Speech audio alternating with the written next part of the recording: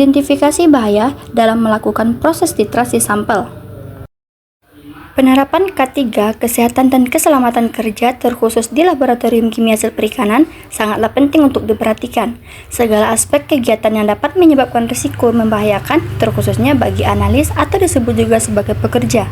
Salah satunya pada saat proses titrasi sampel. Identifikasi yang pertama berupa alat dan perlengkapan, di mana alat burat terlalu dekat dengan bak pencuci, dan kemudian keran bagian bawah burat longgar sehingga sulit untuk mengontrol jumlah larutan yang bakal keluar, dan itu berpengaruh kepada hasil pembacaan. Yang kedua ada bahaya ergonomi, di mana posisi berdiri agak membungkuk dan posisi alat burat tidak proporsional dengan para pekerja. Ada faktor lain yang fatal dan berpeluang sebagai kecelakaan kerja. Faktor pekerja, di mana pekerja tidak menggunakan APD yang lengkap seperti sarung tangan dan masih menggunakan perhiasan. Yang terakhir, kondisi infrastruktur atau lingkungan. Yang pertama, keran saluran air bersih tidak berfungsi. Dan yang kedua, meja kerja tampak noda tumpahan harutan dan pada wastafel berisi sampah. Preparasi bahan baku adalah rangkaian kegiatan awal pada pengolahan bahan pangan, farmasi, kimia, dan lain-lain yang bertujuan membersihkan, menilai mutu, menstabilkan, dan memodifikasi bentuk atau ukuran bahan mentah agar aman dan layak untuk proses berikutnya, serta untuk mencapai mutu produk akhir yang diinginkan. Adapun identifikasi bahaya pada preparasi bahan baku yaitu: yang pertama, kondisi infrastruktur. Lantai licin dapat menyebabkan terjatuh atau tergelincir. Risiko yang terjadi, terjatuh, cedera fisik.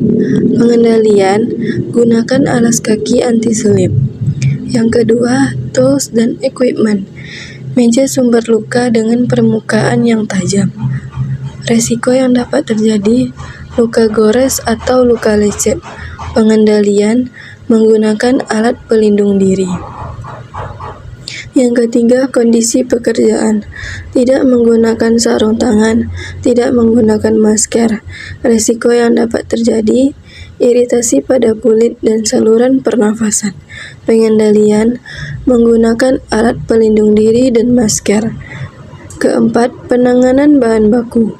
Risiko yang dapat terjadi, bahan baku terpapar bahan kimia dan zat lain. Pengendalian, pastikan bahan baku sudah dicuci bersih. Yang kelima, faktor pekerja. Tidak menggunakan sarung tangan dan masker. Risiko yang dapat terjadi, kontak dengan bahan berbahaya dan saluran pernafasan. Pengendalian, menggunakan APD lengkap. Sekian materi yang dapat saya sampaikan. Asam klorida merupakan suatu cairan yang tidak berwarna dan memiliki bau seperti klorin pada konsentrasi yang lebih tinggi. Senyawa ini juga memiliki tekanan uap yang cukup tinggi. Bayangkan saja untuk HCl yang memiliki konsentrasi 38%, tekanan uapnya sudah berada di kisaran 28,3 kPa. Jauh di atas tekanan uap asam kuat lainnya dengan konsentrasi yang sama. Dan tentu saja hal ini membuat HCl dijuluki sebagai asam klorida berasap jika konsentrasi berada di kisaran 38% sampai 40% menurut Rahmawati et al. 2024. Adapun bahayanya, yang pertama, kondisi infrastruktur atau lingkungan, yaitu meja kerja berantakan dengan banyak alat dan botol kimia, risiko tabrakan, tumpahan, atau kontaminasi silang. Yang kedua adalah bahaya ergonomi, yaitu postur membungkuk saat menuang cairan ke gelas ukur dapat menyebabkan ketegangan punggung dan bahu. Yang ketiga adalah tool and equipment, yaitu botol reagen termasuk jika ada HCl pekat, berpotensi menyebabkan tumpahan asam. Yang keempat adalah faktor pekerjaan, yaitu tidak memakai APBD lengkap seperti sarung tangan kimia, masker uap atau asap, dan kacamata. Ini berisiko tinggi karena HCl bersifat korosif dan mengeluarkan uap asam. Identifikasi bahaya selanjutnya yaitu pemanasan menggunakan hot plate. Yang pertama yaitu tools dan equipment, yaitu yang pertama adanya bahaya listrik pada hot plate dan yang kedua pecahnya gelas kimia akibat pemanasan. Identifikasi bahaya yang kedua yaitu kondisi pekerjaan. Yang pertama adanya uap panas yang keluar dari filtrat dan hot plate. Yang kedua penanganan bahan kimia tanpa prosedur yang tepat. Yang ketiga yaitu kondisi infrastruktur atau lingkungan. Yang pertama adanya penataan alat terlalu berdekatan dengan alat lain. Dan yang kedua adanya bahan mudah terbakar di sekitar area pemanasan. Selanjutnya bahaya ergonomi, terdiri dari ruang kerja sempit dan posisi berdiri yang terlalu lama.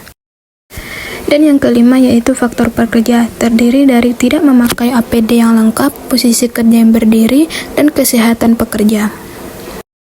Pengabuan merupakan suatu perlakuan untuk melarutkan atau mengubah sampel menjadi bentuk mineral yang dapat diukur sehingga kandungan berupa unsur-unsur di dalamnya dapat dianalisis. Said et al. 2024. Adapun identifikasi bahaya dan resiko pada pengabuan yaitu pertama, tools dan equipment, cawan porselen mudah pecah, resikonya dapat terjadi luka akibat pecahan cawan. Kedua, kondisi infrastruktur atau lingkungan, area kerja berdebu dari residu abu, resikonya gangguan pernapasan akibat debu abu. Ketiga, kondisi pekerjaan, kontak langsung dengan bahan panas atau abu, resikonya terjadi luka bakar. Keempat, bahaya ergonomi, posisi berdiri terlalu lama depan furnace, risikonya terjadi pegal otot atau punggung. Kelima, faktor pekerja tidak memakai APD lengkap, risikonya potensi kecelakaan kerja. Risiko yang mungkin terjadi pada pelaksanaan kegiatan di dalam laboratorium bisa dihindari dengan menerapkan Good Laboratory Practice atau GLP. GLP mencakup pengelolaan yang benar terhadap lingkungan laboratorium. Kegiatan tersebut harus direncanakan, dilaksanakan, dipantau, direkam, dan dilaporkan berdasarkan persyaratan kesehatan, keselamatan kerja, dan lingkungan. Idris et al. 2025. Limbah cair atau wastewater merupakan sisa buangan yang bersifat kotor dan dapat berasal dari aktivitas rumah tangga, proses industri, air tanah, air permukaan, maupun sumber limbah lainnya.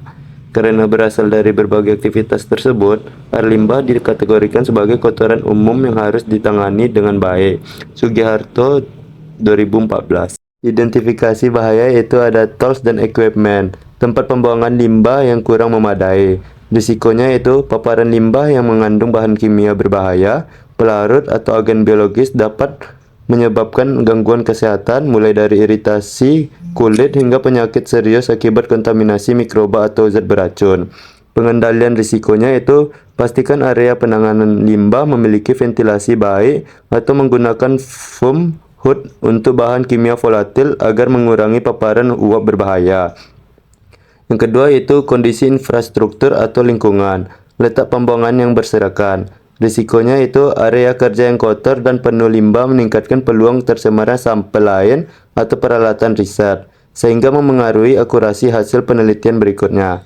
Pengendalian risiko, yaitu wadah atau perangkat yang sudah dipakai harus diberi label dan dipisahkan sebelum didesinfeksi. Upaya ini menghindari kontak tidak sengaja dengan sampel aktif. Yang ketiga itu bahaya ergonomi, posisi bungkuk saat membuang hasil limbah akhir. Risikonya yaitu saat membawa limbah atau memindahkan wadah, posisi membungkuk membuat pusat gravitasi tubuh tidak stabil. Ini meningkatkan peluang tersandung atau menjatuhkan wadah limbah. Pengendalian risikonya itu pakai sepatu anti-selip untuk membantu menjaga pijakan tetap stabil di area laboratorium atau ruang pembuangan. Yang keempat yaitu ada faktor pekerja, tidak memakai APD lengkap saat melakukan penelitian. Risikonya itu pekerja dapat membawa kontaminan ke lingkungan lain, pakaian atau kontak dengan orang lain, sehingga memperbesar risiko penyebaran bahan berbahaya atau patogen. Pengendalian risikonya dengan cara pastikan sarung tangan, masker atau respirator, pelindung mata, apron, dan sepatu safety digunakan sesuai jenis limbah yang ditangani. Inkubasi adalah proses pertumbuhan biakan bakteri atau perbanyakan biakan dengan menyediakan keadaan lingkungan yang sesuai. Gabriela et al. 2021. Adapun identifikasi bahaya dari inkubasi, yang pertama, identifikasi bahaya tools dan equipment, yang dimana inkubator panas dengan suhu 50-60 derajat Celcius, resikonya kontak dengan permukaan panas. Yang kedua, kondisi infrastruktur atau lingkungan yang dimana lantai lembab akibat kondensasi, resikonya terpeleset atau terbentur rak. Yang ketiga, kondisi pekerjaan. Mengambil sampel dari inkubator panas, resikonya iritasi mata dan saluran pernafasan. Yang keempat, bahaya ergonomi, yang dimana posisi membungkuk saat mengambil sampel, resikonya nyeri punggung. Dan yang terakhir, faktor pekerja, tidak memakai APD lengkap, resikonya potensi kecelakaan kerja. Melalui penilaian resiko yang tepat dan penerapan langkah pengendalian efektif, bahaya tersebut dapat diminimalkan sehingga aktivitas inkubasi dapat berlangsung dengan aman dan optimal. Selanjutnya yaitu identifikasi bahaya risiko, penilaian risiko, dan pengendalian risiko terhadap penyaringan hasil destruksi menggunakan kertas Sweatman. Penyaringan sampel hasil destruksi logam berat adalah prosedur esensial dalam analisis kimia, yang bertujuan untuk memisahkan analilit yang telah terlarut dari matriks sampel yang tidak larut atau partikel padat tersisa setelah proses destruksi. Dalam konteks ketiga, proses ini didefinisikan sebagai langkah fisik pemisahan pasca preparasi sampel yang harus dilakukan di bawah pengendalian risiko yang ketat. Nah, pada gambar yang tertera menunjukkan proses penyaringan hasil destruksi menggunakan kertas Sweatman. Dalam K3, nampak beberapa kesalahan yang ada di dalam gambar tersebut. Dapat dilihat dari tabel ini menunjukkan adanya identifikasi bahaya, resikonya, penilaian risiko, dan pengendalian risiko terhadap penyaringan hasil destruksi menggunakan kertas Sweatman. Dan dapat dilihat dalam tabel ini adanya kesalahan dalam K3 pada foto tersebut. Perkenalkan, nama saya Yoga Putra Ananda dengan NIM 220412531. Di sini saya akan menjelaskan identifikasi bahaya, risiko, penilaian, dan pengendalian risiko dari proses ekstraksi maserasi. Ekstraksi maserasi adalah metode ekstraksi dengan merendam bahan dalam pelarut organik pada suhu tertentu. Selama perendaman, dinding dan membran sel pecah akibat perbedaan tekanan sehingga metabolit sekunder larut ke dalam pelarut. Pemilihan metode ekstraksi bergantung pada sifat bahan dan senyawa yang ingin diisolasi, sedangkan proses ekstraksi dipengaruhi oleh metode, lama ekstraksi, konsentrasi pelarut, dan jenis pelarut. Tahapan ini memiliki beberapa potensi bahaya yang perlu diidentifikasi, dapat dilihat pada tabel di atas. Dari sisi bahan kimia, penggunaan etanol 70% berisiko menimbulkan paparan uap yang mudah menguap, serta proses pengadukan manual dan penyaringan berulang yang dilakukan berpotensi menimbulkan risiko ergonomi seperti pegal pada bahu, lengan, dan pergelangan tangan. Selanjutnya dapat dilihat pada gambar, yakni faktor lingkungan kerja, tools dan equipment, kondisi pekerjaan, kondisi lingkungan, serta faktor pekerja. Sekian penjelasan dari saya. Terima kasih. Pembuatan larutan asam. Proses pembuatan larutan asam merupakan kegiatan yang memiliki potensi bahaya cukup tinggi karena melibatkan bahan kimia korosif yang dapat menimbulkan risiko kesehatan maupun kecelakaan kerja. Identifikasi bahaya yang dapat terjadi jika tidak melakukan penerapan K3 dengan baik, yaitu tetesan asam pada permukaan meja, alat gelas retak, botol reagen tanpa label, pipet yang masih mengandung residu asam, ventilasi udara kurang baik, area kerja sempit, dan permukaan meja tidak stabil. Postur tubuh membungkuk saat menuangkan asam, gerakan tangan repetitif saat pengenceran, lalu tidak memakai APD lengkap, dan kurangnya pengetahuan tentang SOP. Risiko yang dapat terjadi yaitu percikan asam dapat menyebabkan luka bakar kimia pada kulit, kerusakan pakaian dan iritasi mata. Alat gelas retak meningkatkan risiko pecah saat digunakan. Uap asam, terutama HCl dan HNO3, dapat terhirup menyebabkan iritasi saluran pernapasan. Meningkatkan kelelahan, kurang stabil saat menuangkan larutan sehingga meningkatkan peluang tumpahan atau percikan asam, paparan langsung kulit terhadap asam, serta iritasi mata dan gangguan pernapasan.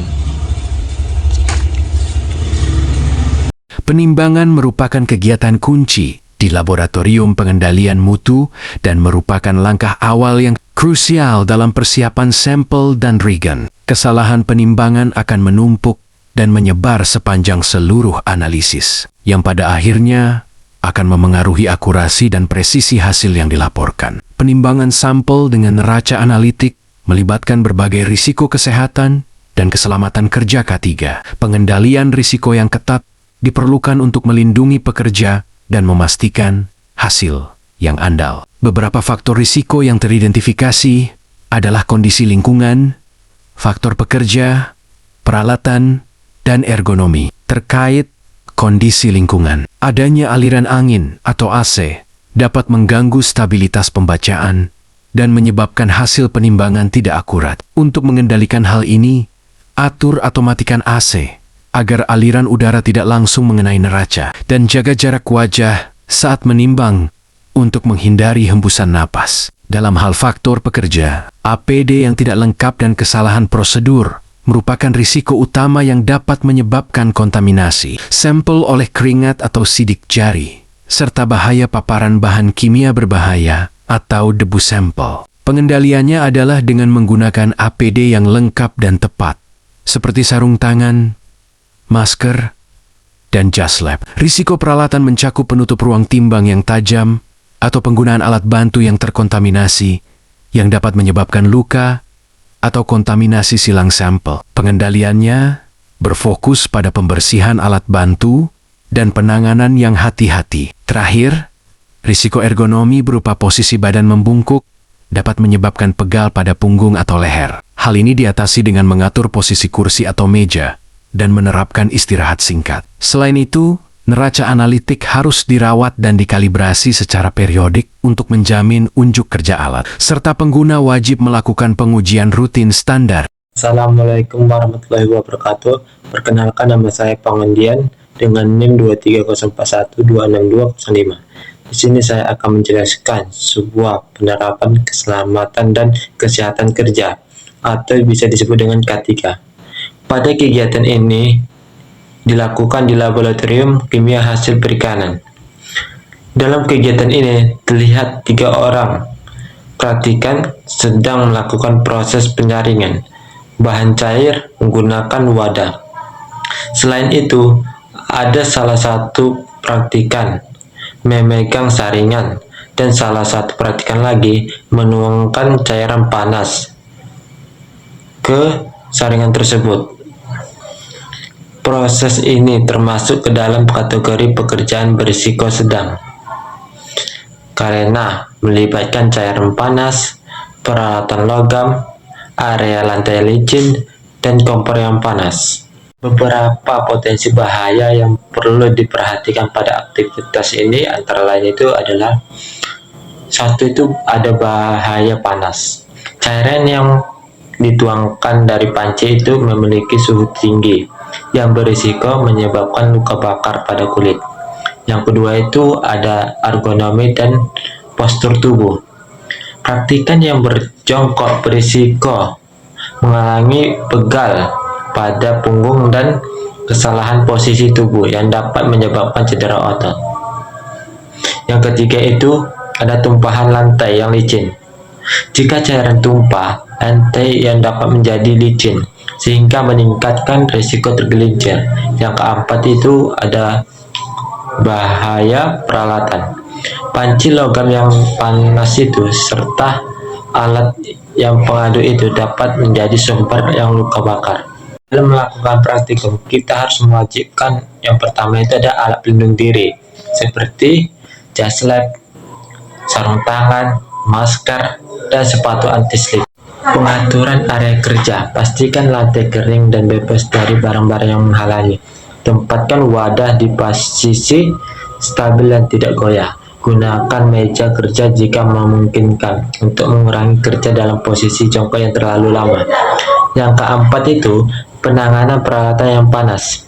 Panci yang panas harus dipindahkan menggunakan kain lap atau sarung tangan yang anti panas. Setelah dipakai, letakkan panci pada alas yang tidak mudah meleleh dan jauh dari tepi meja. Dan yang kelima itu adalah disiplin kebersihan lantai. Itulah penjelasan mengenai penerapan K3 pada aktivitas penyaringan ekstraksi keragenan. Penjelasan ini membantu memahami pentingnya keselamatan kerja dalam setiap kegiatan praktikum. Terima kasih. Penerapan K3 bukan hanya untuk mencegah kecelakaan, tetapi juga untuk memastikan pekerja berlangsung dengan aman dan efisien. Laboratorium kimia ini tetap menjadi tempat pekerjaan yang profesional dan tertib. Dengan disiplin K3, risiko kecelakaan dapat ditekankan hingga di bawah 10% dibandingkan dengan pekerjaan yang dilakukan tanpa prosedur keselamatan yang benar. Assalamualaikum warahmatullahi wabarakatuh. Perkenalkan, nama saya Nurul Auliani Syaharah dengan NIM 2204112929 dari jurusan Teknologi Hasil Perikanan Fakultas Perikanan dan Kelautan Universitas Riau. Di sini, di video kali ini saya akan membahas secara singkat tentang bahaya penggunaan kloroform dalam proses maserasi di laboratorium kimia. Maserasi dengan kloroform adalah teknik berendam sampel selama beberapa hari untuk mengambil senyawa aktif, dan karena kloroform ini termasuk bahan kimia berbahaya, maka kita harus sangat memperhatikan keselamatan kerja dengan menggunakan kloroform tersebut. Pertama, dari sisi lingkungan kerja, kloroform bisa menjadi sangat berbahaya jika digunakan di ruangan dengan ventilasi buruk karena uapnya dapat menumpuk. Area yang berantakan juga meningkatkan risiko tumpahan. Karena itu, maserasi harus dilakukan di lemari asam atau ruangan dengan ventilasi baik. Area kerja dirapikan dan kloroform dijauhkan dari panas. Dari sisi pekerja, bahaya yang muncul jika seseorang tidak menggunakan APD seperti masker, sarung tangan, kacamata, dan lain-lain, makan atau minum di dalam laboratorium, atau belum memahami sifat kloroform tersebut. Pengendaliannya adalah dengan menggunakan jas lab, sarung tangan nitril, masker filter organik, kacamata, serta membaca MSDS sebelum bekerja. Selanjutnya, bahaya dari alat dan bahan dapat terjadi jika wadah kloroform tidak tertutup rapat, alat licin atau pecah, atau uapnya mengenai neraca analitik yang berada di sekitarnya. Karena itu, pastikan semua wadah tertutup rapat, cek kondisi alat sebelum digunakan, dan jauhkan neraca dari area kerja bahan kimia. Dari sisi proses kerja, kloroform bisa menyebabkan iritasi kulit, pusing, mual, hingga gangguan saraf jika uapnya terhirup. Penuangan juga bisa menyebabkan percikan, jadi semua tahapan harus dilakukan di lemari asam dengan memakai APD lengkap dan bekerja perlahan serta hati-hati. Secara ergonomi, aktivitas seperti membungkuk lama atau mengangkat wadah maserasi bisa membuat tubuh cepat lelah. Jadi, atur posisi kerja yang nyaman dan lakukan peragangan jika perlu. Kesimpulannya, penggunaan kloroform memerlukan disiplin tinggi dengan kesehatan keselamatan kerja, selalu gunakan APD, memahami MSDS, dan mengikuti prosedur yang benar agar proses maserasi tetap aman dan risiko dapat diminimalkan. Sekian, terima kasih. Assalamualaikum warahmatullahi wabarakatuh. Perkenalkan, nama saya Aryan Harta dengan NIM 2204112970 dari jurusan Teknologi Hasil Perikanan kelas A Fakultas Perikanan dan Kelautan. Video ini bertujuan untuk melengkapi tugas mata kuliah K3 tentang identifikasi bahaya dan pengendalian risiko dari kegiatan sentrifuge ekstraksi protein ikan. Identifikasi bahaya yang pertama yaitu dari tools and equipment, di mana test tube yang tidak seimbang dapat menyebabkan test tube pecah serta rotor yang rusak sehingga membuat pengujian gagal. Kemudian koneksi arus listrik yang tidak stabil dapat menyebabkan korsleting.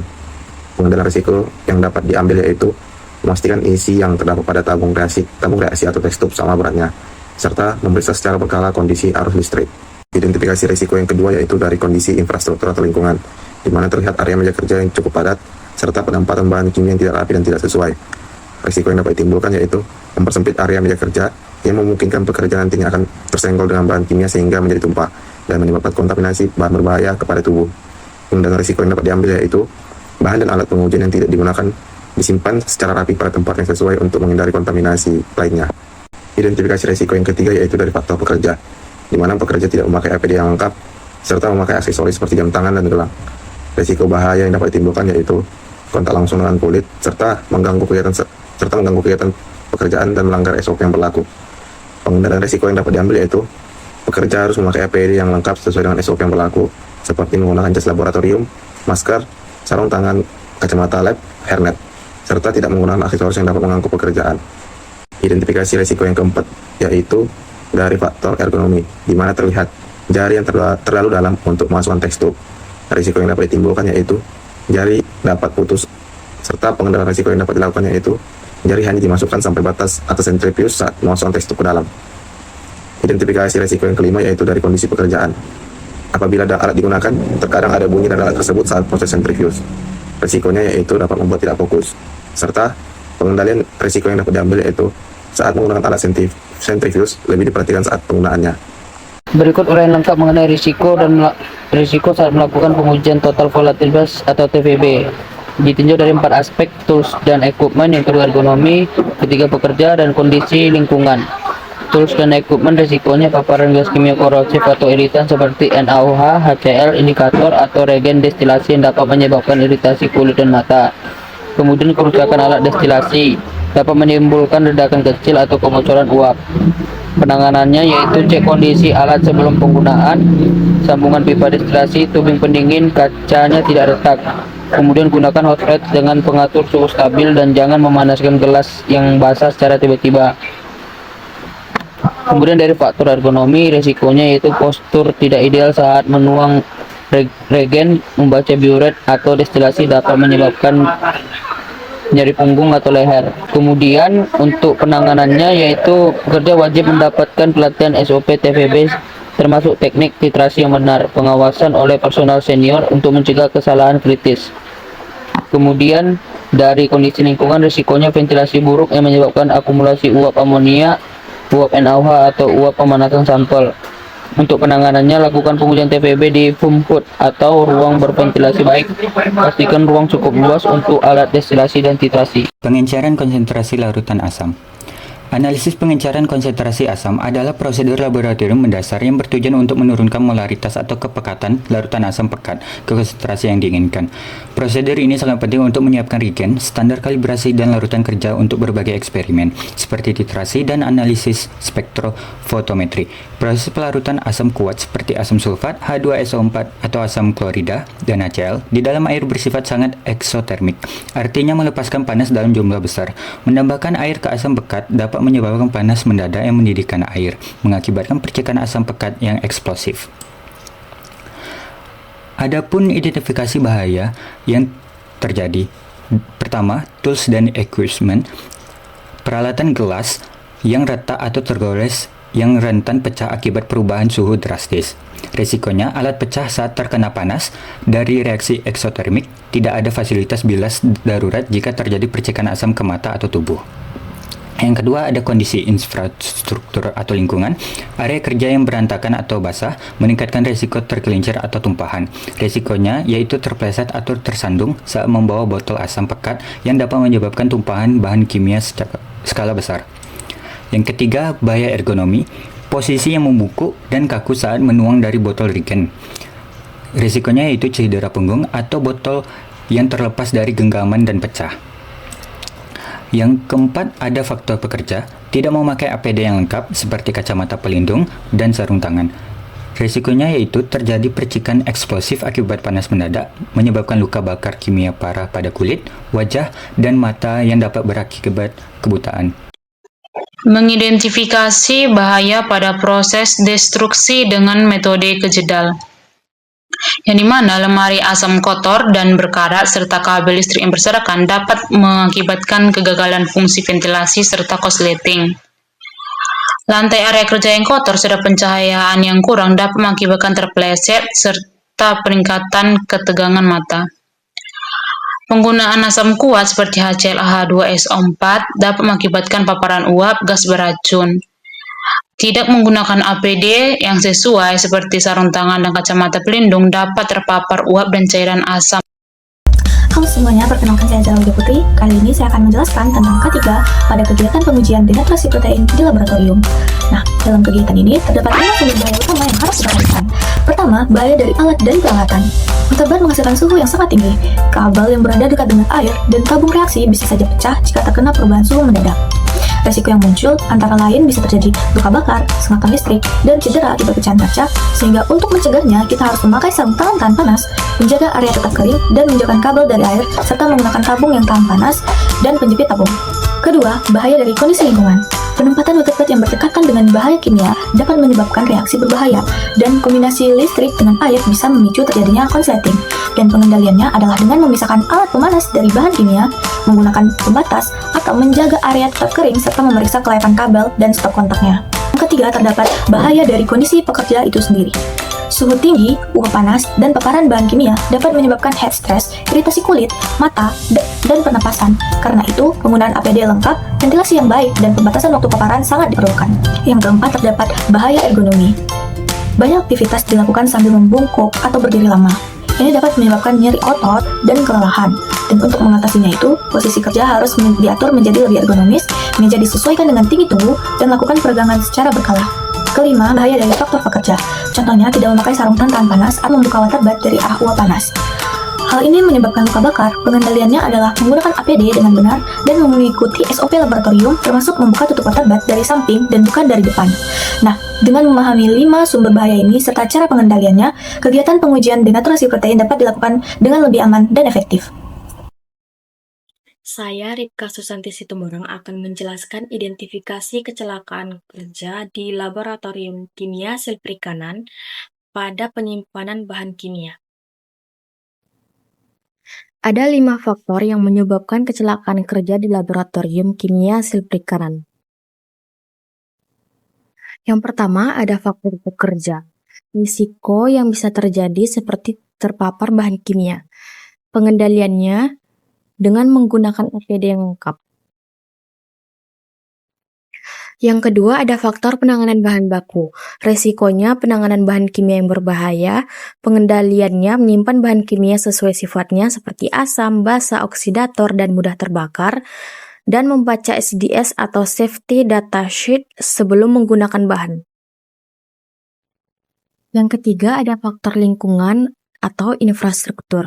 Risiko yang bisa terjadi seperti kebocoran gas atau uap kimia.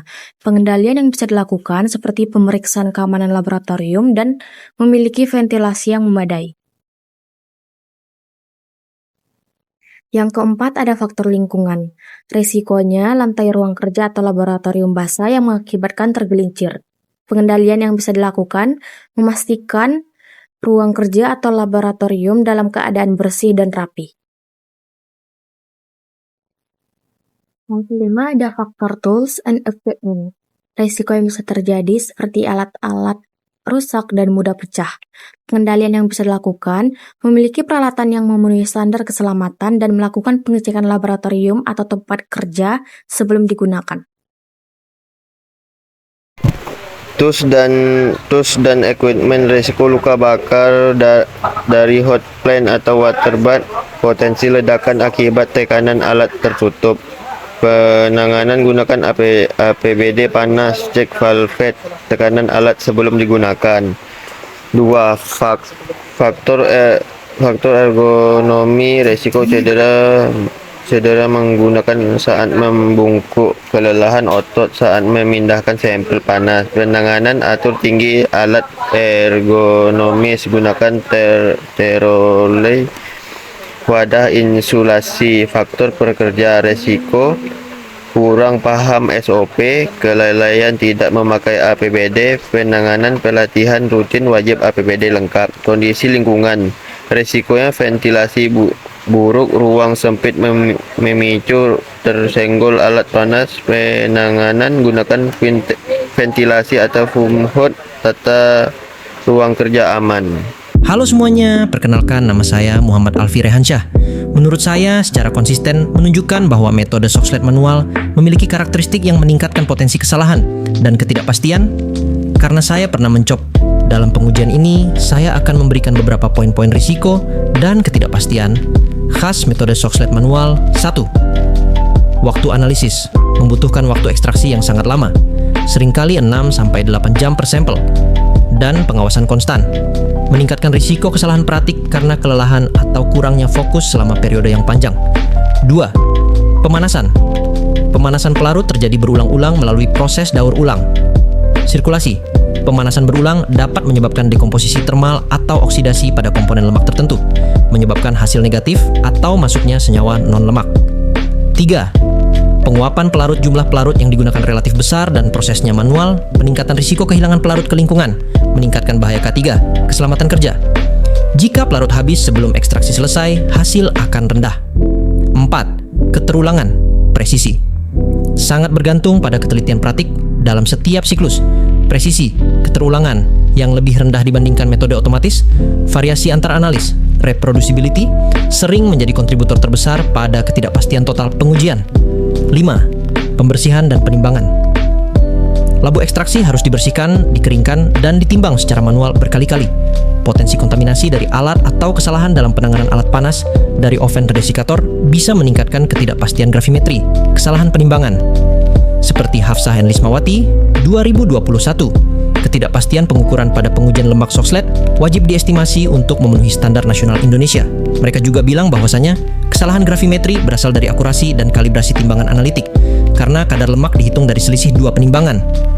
Kesalahan presisi, repeatability, bersumber dari variasi hasil pengujian berulang yang mencerminkan ketidaksempurnaan operasional manual dan proseduran. Kesalahan sistematis alat berasal dari penyimpangan kalibrasi alat, seperti suhu oven pengering yang dapat memengaruhi masa residu lemak akhir. Uji protein. Dalam analisis protein, uji biuret digunakan untuk mengamati adanya ikatan peptida melalui pembentukan warna ungu akibat reaksi kompleks tembaga, sedangkan metode Kejehdal berfungsi menghitung kadar nitrogen total sebagai dasar penentuan jumlah protein. Prosesnya diawali dengan tahapan Kejehdal, yaitu mendegradasi sampel menggunakan asam sulfat pekat dan katalis hingga nitrogen berubah menjadi amonium sulfat. Kemudian larutan dinetralkan, didistilasi, dan didistrasi untuk memperoleh nilai nitrogennya. Setelah kadar nitrogen diperoleh, uji biuret dilakukan sebagai pemeriksaan pendukung secara kualitatif dengan menambahkan larutan biuret dan kalium natrium tartrat. Munculnya warna ungu menandakan bahwa sampel mengandung protein, sehingga hasilnya dapat dibandingkan dengan analisis kuantitatif dari metode Kejehdal. Penerapan uji biuret dan analisis protein dengan metode Kejehdal menurut kepatuhan tinggi terhadap prosedur keselamatan karena penggunaan reagen korosif seperti NaOH pekat, H2SO4 pekat, serta potensi pelepasan uap panas saat proses destruksi. Oleh karena itu, seluruh tahapan harus dilakukan di ruang berventilasi baik, menggunakan APD lengkap seperti sarung tangan, tahan bahan kimia, kacamata pelindung, jas laboratorium, dan pelindung wajah, disertai prosedur penanganan limbah yang benar untuk mencegah paparan, iritasi, dan kontaminasi silang yang dapat membahayakan pekerja maupun lingkungan.